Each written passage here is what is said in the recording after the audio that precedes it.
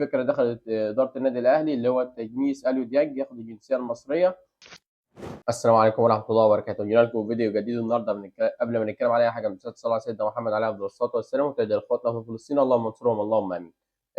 إدارة النادي الأهلي أبلغت وكيل أعمال وسام أبو علي قال له هات لنا العرض اللي متقدم لوسام وإحنا ندرس العرض ما يقلش عن 10 مليون يورو، غير كده في أي عرض هيجي أقل من كده فإحنا رافضين تماما رحيل وسام أبو علي. ده بالنسبة لأخبار انتقال وسام أبو علي والجديد في موضوع وسام أبو علي. تمام.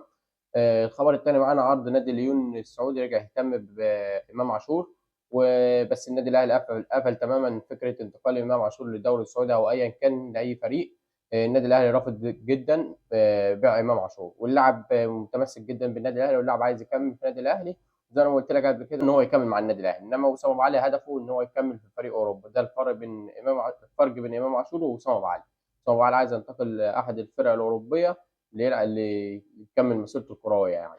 لكن امام عايز يكمل مع النادي الاهلي وان شاء الله هيكمل معانا، الاثنين ان شاء الله يكملوا معانا يعني، اتمنى يعني. الخبر الثالث معانا النادي الاهلي رفض عرض مبدئي من نادي الخلود، تمام، السعودي بخصوص اليو ديانج. العرض كان قيمه العرض 4 مليون يورو. النادي الاهلي رفض العرض وقال لك احنا محتاجين اليو ديانج، وخسر بيرو مقتنع جدا واداره النادي الاهلي مقتنعين جدا باليو ديانج وشايفين ان هو حلم يعني ان احنا نبني عليه للفريق الجاي ان شاء الله. تمام.